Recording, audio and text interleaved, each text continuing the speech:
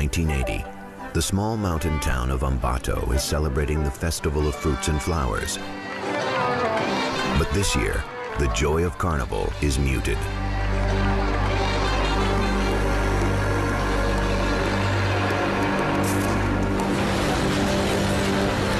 Dozens of girls between the ages of 8 and 12 have vanished.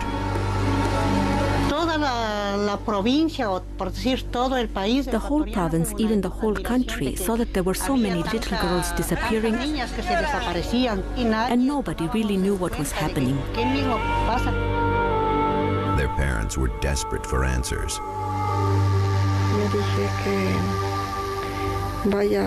I told her to go sell some things, to buy a bus ticket home and come back. And she didn't come back. We thought maybe somebody had kidnapped her for a ransom, but that somebody took her to another country. We thought they had taken her because she was very pretty, very pretty. At first, local police did little. They assumed the girls were just runaways. Unfortunately, the police did not take the disappearances of the little girls seriously. The police issued a release saying that the disappearances of the girls was because they had failed their school year. The families did what they could to find their daughters. La última niña, Ivanova Garzón. The last girl, Ivanova Garzón, her mother put ads in newspapers, put ads on street lamps that said she'd give a reward of 20,000 sucres if someone gave some news about the little girl, but nothing.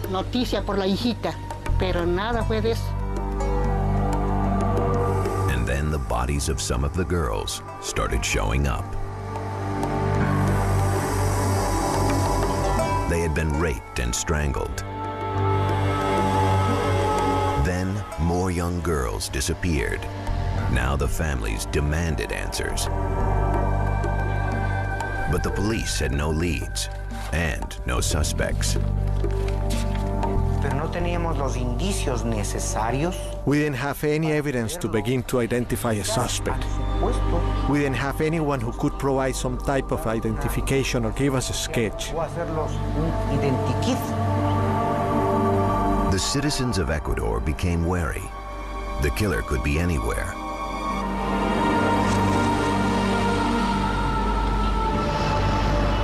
Sunday, March 9th, 1980, a typical morning in Ambato. The plaza buzzed with activity.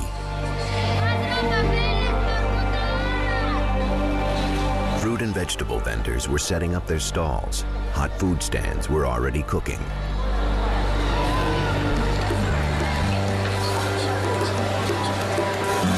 No one paid any attention to a stranger peddling his wares. He was selling chains, padlocks, and other trinkets.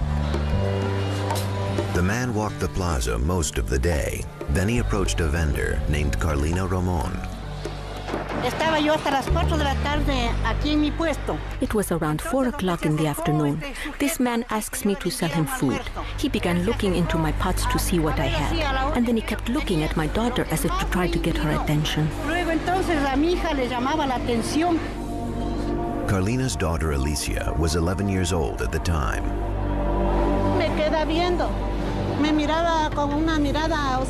He would look at me funny, strangely, and gesture for me to come over.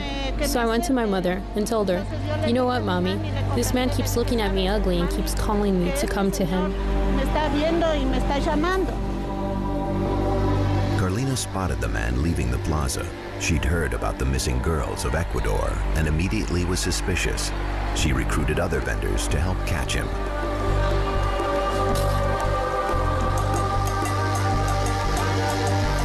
Just outside the plaza, Carlina and her friends overtook the man and dragged him back. Carlina accused him of kidnapping and killing the little girls. Dice, no, señora, dice, no es así. Yo soy un pobre trabajador. He says, no, ma'am, I'm a poor worker. I'm a humble man. I'm not a thief. I'm not anything. I have a clean heart. The townspeople weren't convinced. They held the man until police came to take him in for questioning.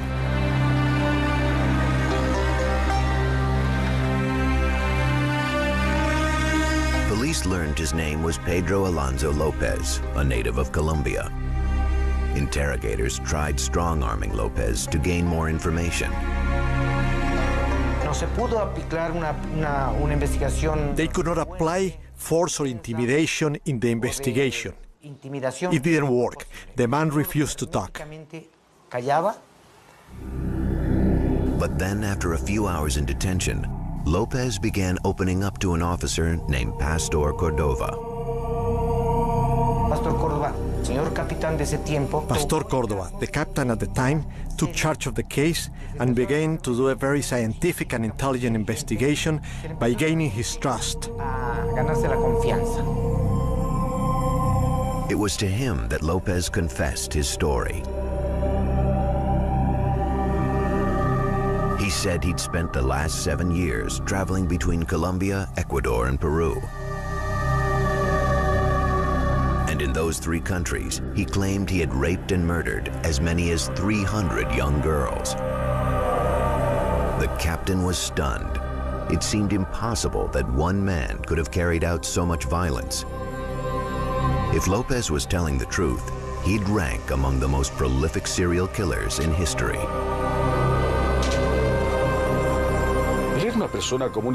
He seemed like an ordinary person. It was unbelievable that this man killed so many little girls. News of the capture of Pedro Lopez soon hit the airwaves.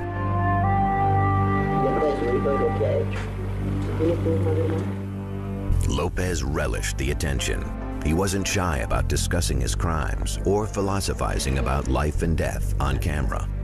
No, pues cuando uno se muere, pues pierde uno por total, pierde uno lo que es los sentimientos, su visibilidad de los ojos para ver, y una muerte que uno ya no vuelve ni saber quién es uno, ¿no?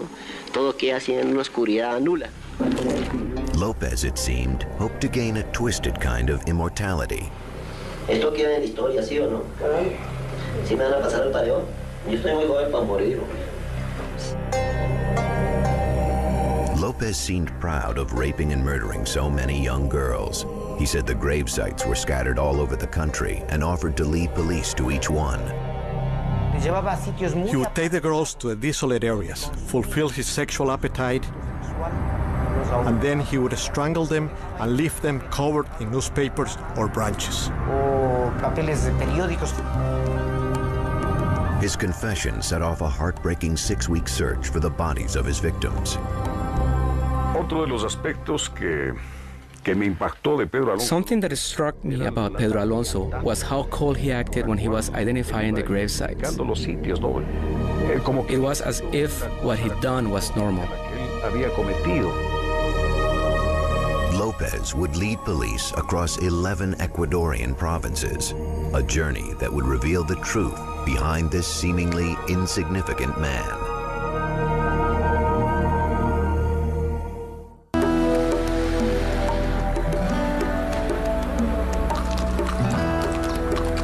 In March 1980, police in Ambato, Ecuador captured Pedro Alonso Lopez.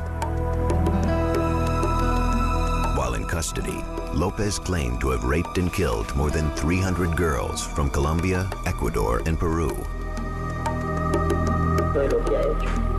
As proof, he agreed to show police the grave sites of his victims. Nobody realized it was the criminal who was leading police to the graves. They dressed him up as a policeman and nobody recognized him.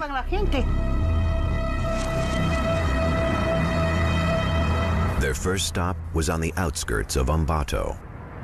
Él declaró, o sea, él había dicho a la policía que... He told police he had caught a girl who sold newspapers and that he killed her and that she was buried under the Ficoa Bridge.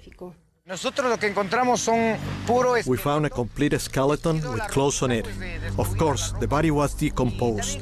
And when we look at it, we found the bones were corroded.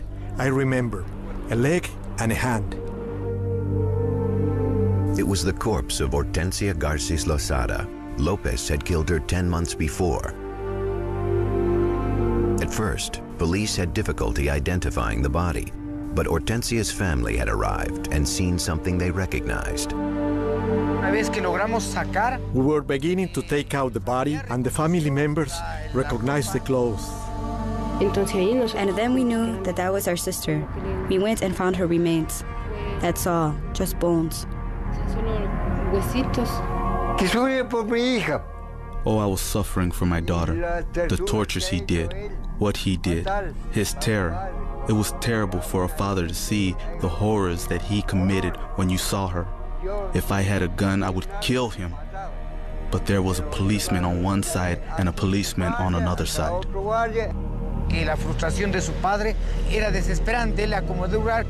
The father wanted to kill this criminal. He shouted, "Justice, justice." And the people began to throw rocks at us. Then police intervened.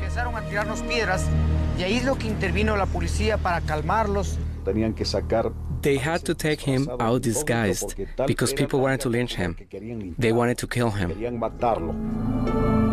The discovery of Hortensia Garces Losada was only the beginning.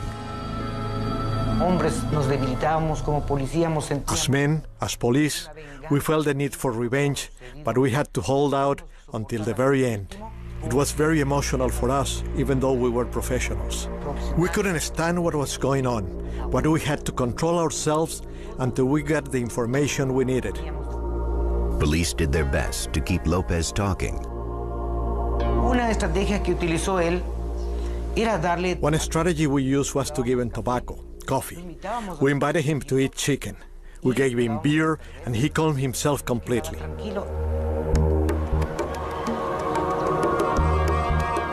Over the next 6 weeks, Lopez led investigators to gravesite after gravesite. It was a horrific tour that Lopez seemed eager to take. He remembered everything, places, dates and times, and descriptions of the girls. Just an incredible memory. Él se recordaba los sitios en donde había. He remembered where he had buried the bodies of the little girls. No solamente aquí en Ambato. Not only in Ambato, but in the surrounding different sectors of Tungurahua.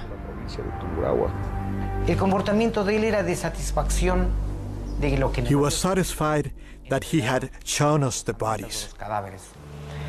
He didn't feel anything. No remorse, no guilt, nothing.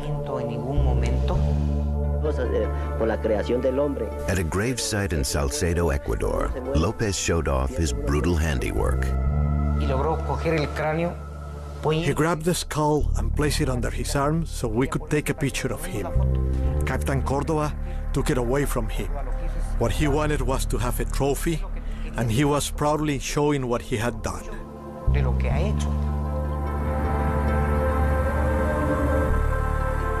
In all, police would unearth the remains of 57 of Lopez's young victims. The case of the missing girls was solved, but there was another mystery. What had led Pedro Lopez to commit such terrible crimes? As the investigation progressed, Lopez began to confide in Captain Cordova.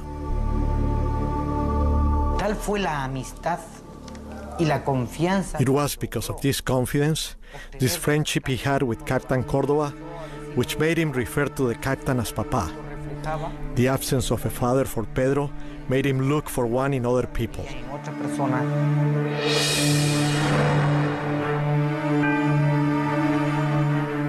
Lopez never knew his own father, Medardo Reyes.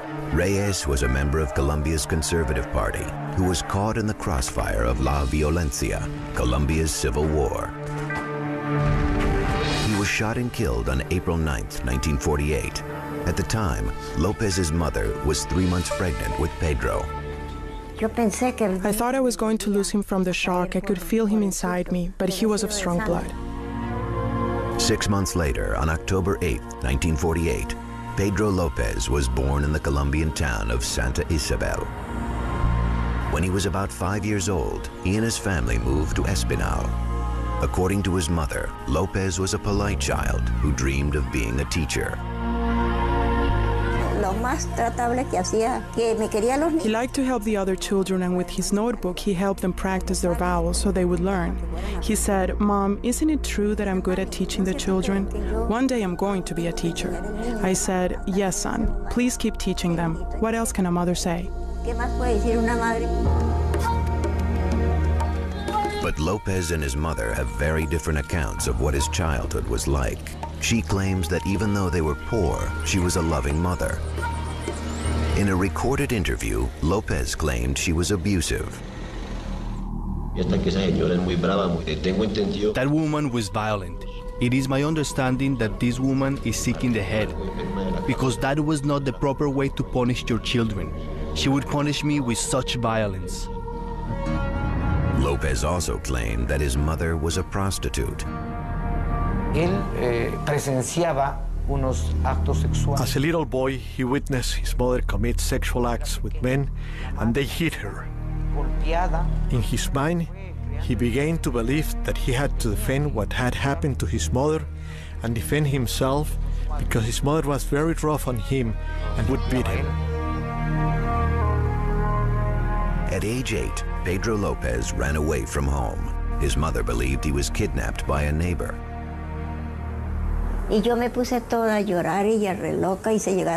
That night I cried and cried. I looked all over for him and I couldn't find him. Then I went to a man who is a fortune teller in Flanders, and he said that Pedro went in a car with a man from Cali. I borrowed money to go, and I cried and cried. They killed his father, and now my son was stolen. In fact, Pedro was headed to Bogota on his own. A mere child, he would have to make his home on the vicious streets of Colombia's capital city. It was here that he learned to survive on violence and hatred. It was on these mean streets that a serial killer was born.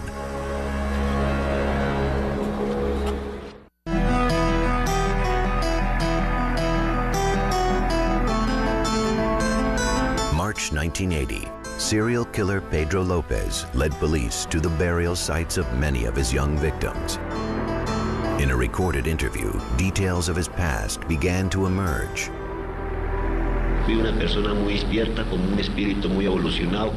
I was a very alert child, very spirited with an innocent mind. The majority of my childhood I was abandoned, lived in filth and sleazy places. My life has been dishonest because of being abandoned. The years can affect someone and change one drastically.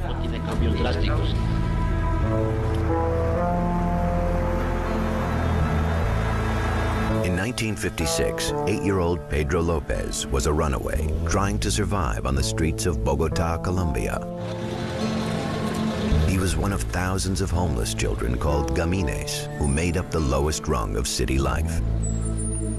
Most of these kids left their houses because they're abused, and the only place they can end up are the streets because they don't have any other option. Lopez was now a part of the city's underbelly. He dug through garbage to eat and clothe himself. He began smoking a popular street drug called bazuco, a highly dangerous, impure form of cocaine. For protection, he joined a gang of other gamines. They make very, very strong bonds between themselves. They stick together for long periods of time. They help each other, they protect each other. They have to defend themselves. They have to learn how to survive all together. Lopez and his gang fought with knives and belts against other gamines for sleeping spots. Violence became a normal part of Lopez's life. They learn so many things. They have to learn how to survive. And if you're going to survive on the streets, you have to steal. And if you're going to survive with other kids that are delinquents, you have to learn how to defend yourself, how to fight. Lopez says he was hardened by these experiences. It was during this time, he later claimed, that he'd been sexually victimized by a man. Being a child, I lost my innocence. They dishonored me. I was a small child, very innocent. It was something I wanted to forget. I don't deny that it affected me. I have always wanted to punish those responsible. According to Lopez, a man offered him a bed and a hot meal. Lopez accepted, but instead was taken to an abandoned building and raped.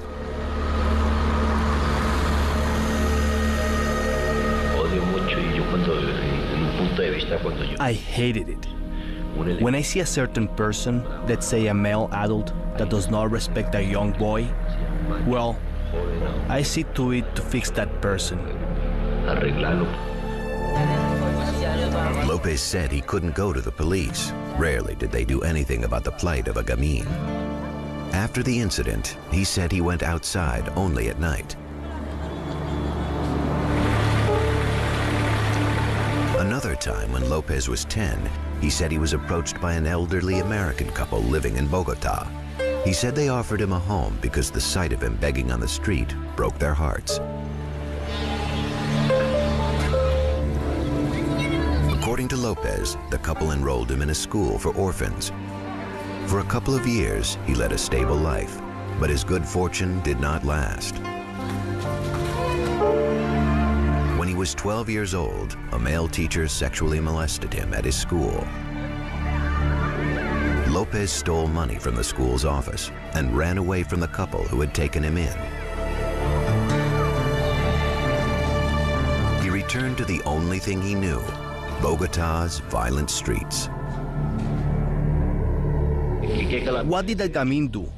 So that is what I declare, that I am 31 years old and I have led a backward life, disoriented, that I have been without support and help. But what mostly I needed was support. Lopez lived on the streets of Bogota for 13 years. In 1969, at age 21, he was arrested for stealing a car. After only 2 days behind bars, he was brutally raped by 2 older inmates. In retaliation, Lopez fashioned a crude knife out of a prison utensil and murdered his rapists.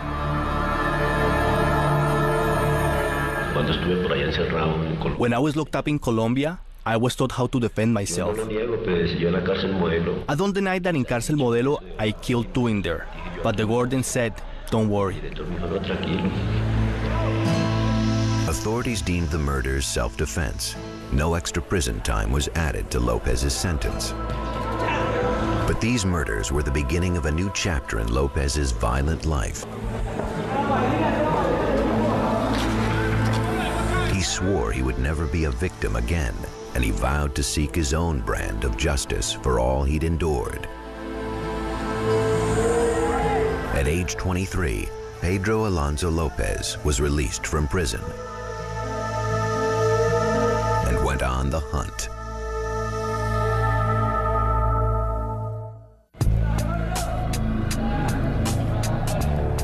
In 1971, 23-year-old Pedro Alonso Lopez was released after serving 2 years for car theft. He had endured an abusive home, the violent streets of Colombia, and a prison rape. Now, he wanted revenge. He began by searching for easy targets in towns in Colombia, Ecuador, and Peru. Gente de raza indígena y humilde. They were poor, indigenous people, street vendors. These were the types of little girls that he chose.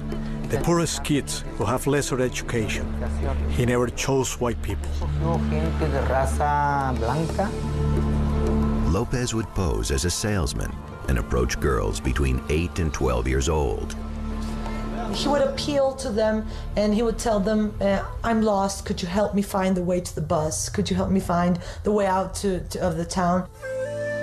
Lopez relied on his charm to draw the girls away. He never physically kidnapped any of his victims. He would show himself like helpless, so the children would trust him a little bit more. After that, he would take them to a place where if the children would scream, they wouldn't be heard. First, he would sexually assault them. He slept all night with her and then raped her again in the morning and then killed her. He would spend a long time with them. Incredibly, he would later claim that he was helping his victims. He said he strangled them so they would go to heaven so that they wouldn't suffer in this world. In this way, Lopez murdered dozens of girls, and yet his crimes received little attention, and he killed again and again. After a cooling off period, he would look for his next victim.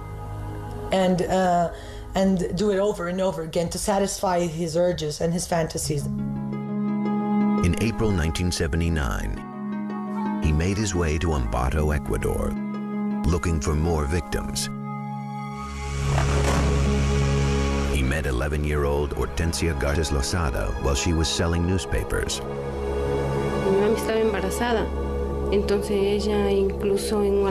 My mom was pregnant at the time, and when she sold newspapers, she saved money to be able to provide for my brother.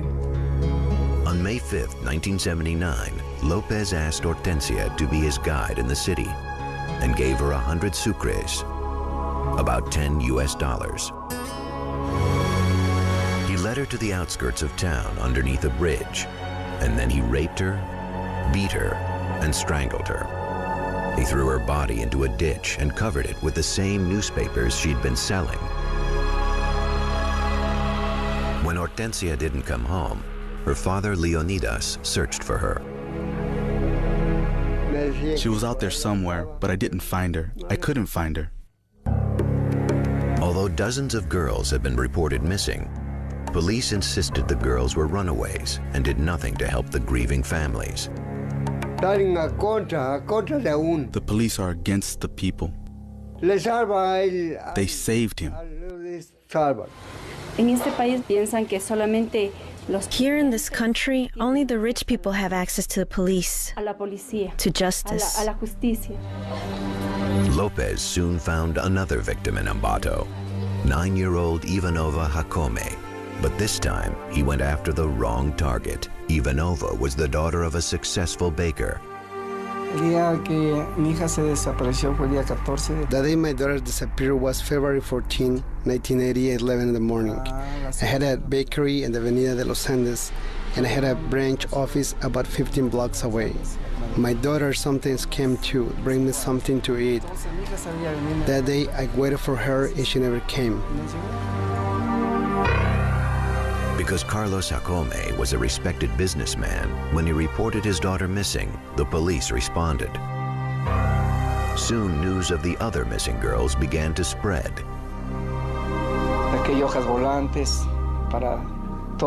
I took out flyers. I spread them all over Ecuador asking for information, but we didn't find out anything. 22 days later, on March 8th, the police recovered a little girl's body in a wooden shack on La Florida, a farm near town.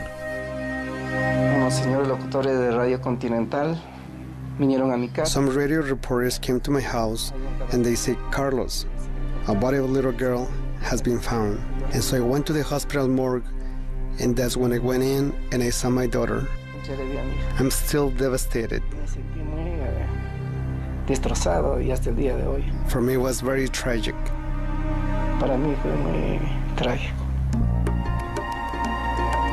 News coverage warned the citizens of Ambato of a killer in their midst.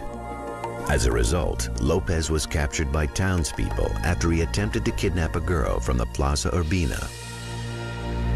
That same day, the Jacome family buried Ivanova. That is when we knew who the criminal was.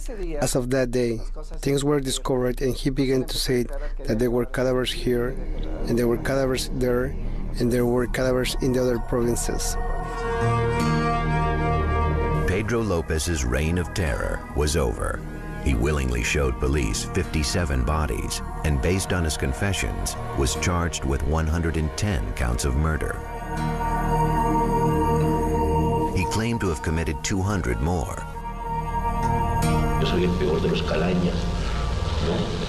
I am the worst of the worst. Perhaps I took it too far because of my ignorance. The low of the low. Perhaps even a complete animal. But as the case went to trial, victims' families feared justice would not be served. This seemingly mad killer had, in fact, been carefully plotting his crimes. And he knew that the laws of Ecuador were on his side. If somebody killed one person, or killed 100, or killed 1,000, he would receive the same sentence.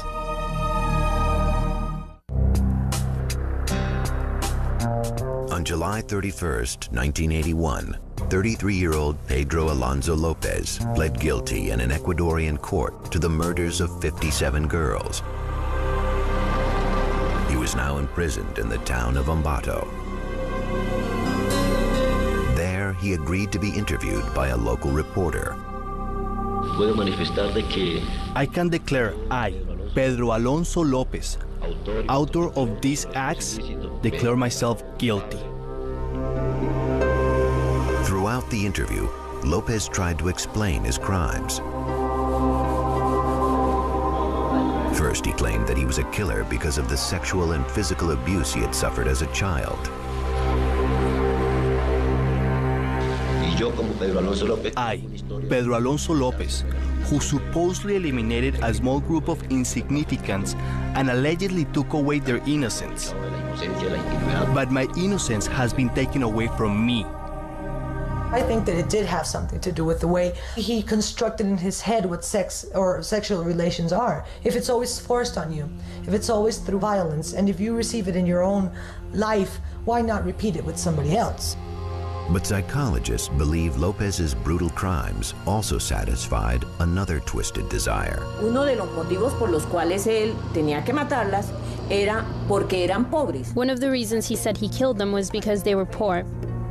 Tal vez le parecía. Maybe he found them ugly or useless and he tried to stomp out the weakness. Quitarle al mundo esa parte. This allows them to feel stronger, bigger. Un poquito más grande.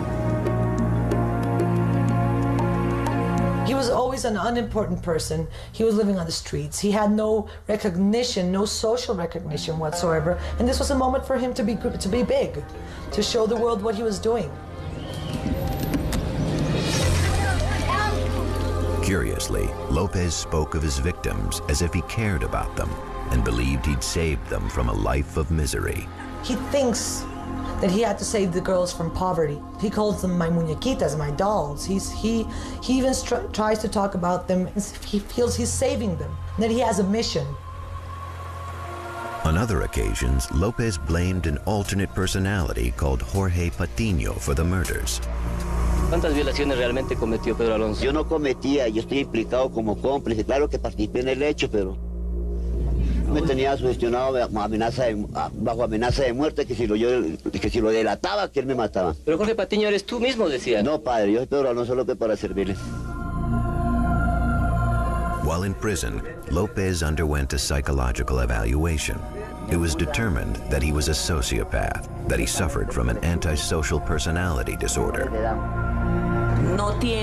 He does not consciously know right from wrong, and he does not feel guilty or remorseful for what he does. He's not able of understanding other people's pain or feelings, that what he does is for his own pleasure, without any concern of the other person. But are his statements signs of a pathology, or merely of a cruel and calculating mind?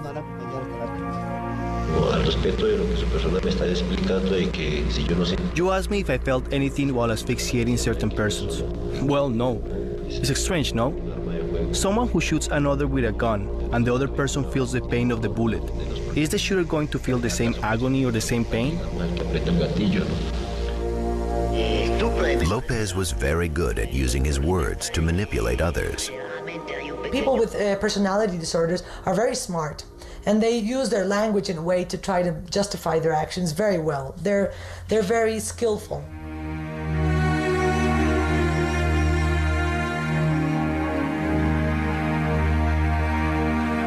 A person that has a personality disorder, that has contact with reality, is going to be much more careful, because even though he doesn't care about his victim, he doesn't want to be caught. And he was aware that the laws of Ecuador would protect him. He knew that it didn't matter how many girls he killed. The law did not allow for consecutive sentences. Even if you kill 1 or 1,000, it's 16 years. Lopez was right. His sentence amounted to 4 months for every girl he murdered. The fact that he only got 16 years, that's not justice. A fair sentence would have been life in prison. The authorities and the laws are terrible. They should have seen it was a special case. they didn't do it. After 2 years in prison in Ambato, Lopez was transferred to the Garcia Moreno, a prison in Quito, Ecuador. He was kept in Pabellon D, the wing reserved for murderers and rapists.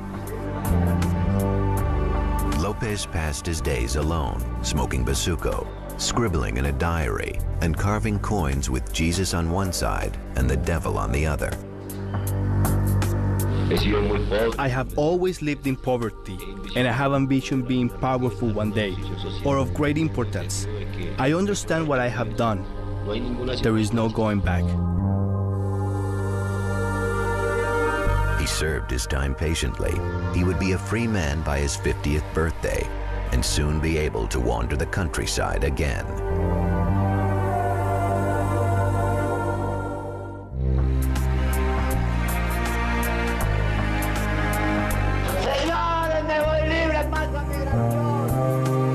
On August 31st, 1994, serial killer Pedro Alonso Lopez was released from the Garcia Moreno prison after serving 14 years of a 16-year sentence. He was released 2 years early for good behavior.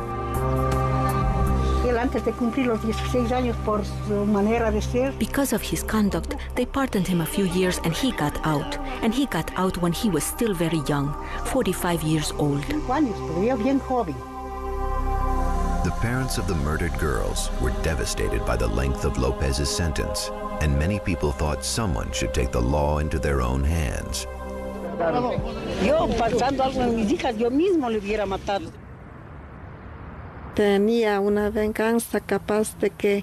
I wanted revenge. I wanted to break him into pieces because he killed my baby.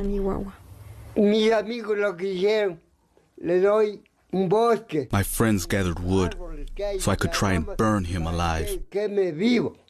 Era tanta la furia de la There was so much rage. The people asked the president of the country for a reform of the laws. las leyes. But the victims' families would have no chance to seek vengeance because Lopez's stay in Ecuador was short-lived. He was detained just 1 hour after he was released. The superintendent of the province had ordered him back into custody so that he could be deported to Colombia. Usted es extranjero y si usted no tiene la documentación en regla, yo no puedo ponerle en libertad. The next day, on September 1st, Ecuadorian immigration officials handed Lopez over to Colombian authorities at the Rumicacha International Bridge at the border of the two countries. One of the most prolific serial killers in history was home. The high authorities, judges, never do justice for the poor person. They always do it against the poor people. Those of us who have a house, a family, we have to take care of ourselves and look out for ourselves. Yo derogaría a las leyes del Ecuador. I would ask those who make the laws, judges, lawmakers, to work for the humble people and the poor people. I would ask that they do justice and protect everyone so this kind of crimes never happen again. Authorities feared Lopez would continue killing people. The Colombian DAS, the country's national security department, would not allow him to roam at will. Shortly after his arrival in Colombia, DAS officials picked him up, processed him, and then handed him over to prosecutors in the Colombian state of Tolima. There, prosecutors hoped to take advantage of the country's harsher laws and put Lopez away for good.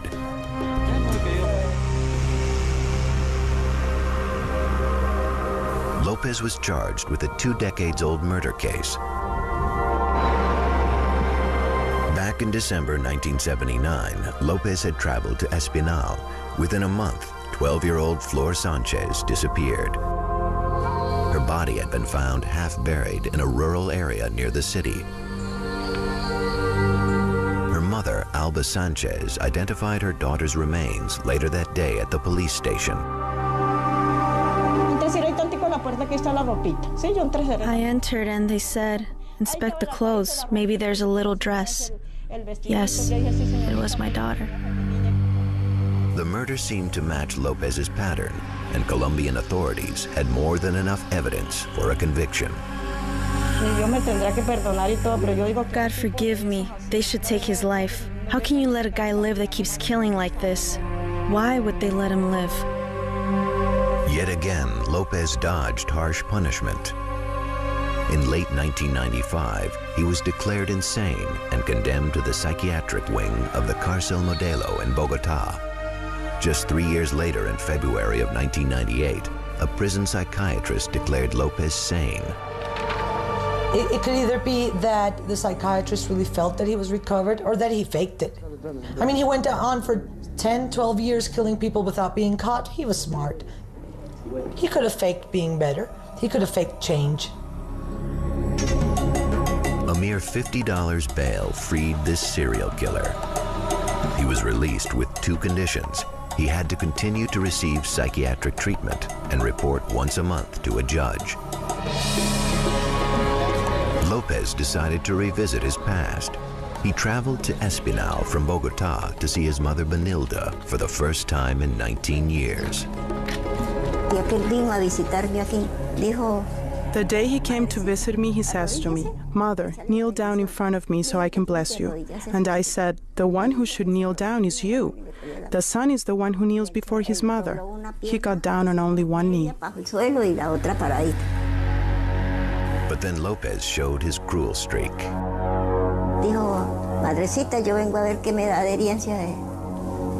He said, "Mother, I came to see what you would give me of my inheritance." And I said to him, "I'm so poor. How am I going to give you something? I just have a chair and a bed." He took those 2 things and put them on the porch, and I started crying. And he said, "Who will buy this? If not, I'll light them on fire." Then a woman bought the chair and the little bed, and then he left. Lopez pocketed the money and disappeared. He went back into the countryside he knew so well, to the killing ground where he had found so many victims. That was the last time anyone reported seeing Pedro Alonso Lopez. His mother believes he has managed to avoid being killed by the families of his victims. Up until now, I haven't felt it. When someone dies, you feel a shock, and I haven't felt anything. I believe in what our Lord says. When a person dies, it's revealed to others. So there was nothing revealed to me. About 20 years after Pedro Lopez was arrested in Ambato, Ecuadorian officials changed the maximum sentence for murder from 16 years to 25 years. Then, in October 2002, Interpol released an advisory on behalf of the Colombian authorities, stating they were looking for Lopez.